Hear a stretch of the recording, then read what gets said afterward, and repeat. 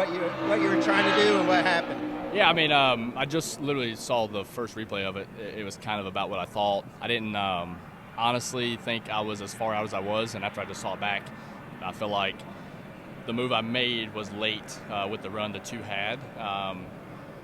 Yeah, I mean, it's you're trying to win a speedway race, right? I mean, you got to be in front of these things, and it's so much easier to say what you're going to do, have a plan, make the moves you want to make. When you're watching these races, preparing for these races, until you're in those moments, there's a lot of positive take from what I experienced right here. But yeah, I'll put that one on me and for being late on the block. And yeah, I was hoping to get them to lift and cut me a little break. I had to cut some of those guys' brakes early in the race to make sure we didn't crash earlier than that. I wasn't necessarily return on that side, but also a different stage of the race and trying to win. So it's unfortunate, but I'm all good. When you're upside down, it's always too long, but it seemed like it was a little bit quicker than what it's been in the past. How you felt like they handled your situation and getting your car back up right? Yeah, I mean, they did a great job. Obviously, the most smooth part of the whole process was the tipping back over. I don't know, like you watch that stuff go down from the spectator side, and it's, it feels like it goes by super quick, but I can promise you, no matter as fast as they can do it, it still feels like an eternity when you're sitting inside the race car. But all you want to do is unbuckle, so I immediately had to tell myself to kind of get the heart rate down and try to sit there and know it's going to be a little bit. But they did a great job being as fast as possible and communicating with me, keeping me calm and understanding what was happening and the steps they were taking. So I appreciate that. What is it like to sit there? I mean, what thoughts run through your head as you're waiting for them to flip you back over?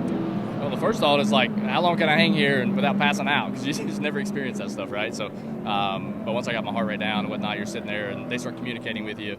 It just gives you the ease that, hey, the next part of this process, you've been through the roughest part. We're going to get you past this here in a second. So, yeah, it's just a pretty calm and productive manner in which they go about it. So, not anything you ever want to experience, but with the experiencing it, it was it's about as good as you can hope for. The hit's extremely violent? I don't think so. Obviously, when I got hit in the left side and turned back up in the racetrack, that one was a little rough. The tipping over wasn't too aggressive of a hit.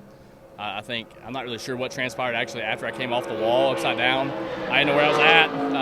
I'm assuming it's when I caught back to the flat of the racetrack. That was probably the most violent part of it. I was waiting also for the next one where you see guys dig in, but that wasn't the case, and yeah, it is what it is. How bad was the vision out of four? It got pretty rough. I mean, just typical Talladega when you come here, right, with the sun going down. You get that late into the run, then you throw in speedy dry, and everybody's always kind of have some oil, kind of debris on their windshield, and the speedy dry sticks to it. So vision was tough, but it wasn't anything worse than it usually is.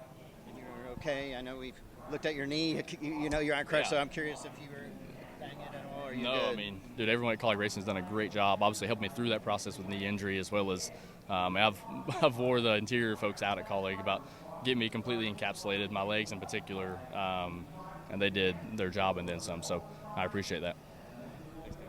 This is Harrison Burton, driver the number 21. Make sure to hit that subscribe button. Also, check out one of these two videos beside me. Visit funstretch.com for more racing content.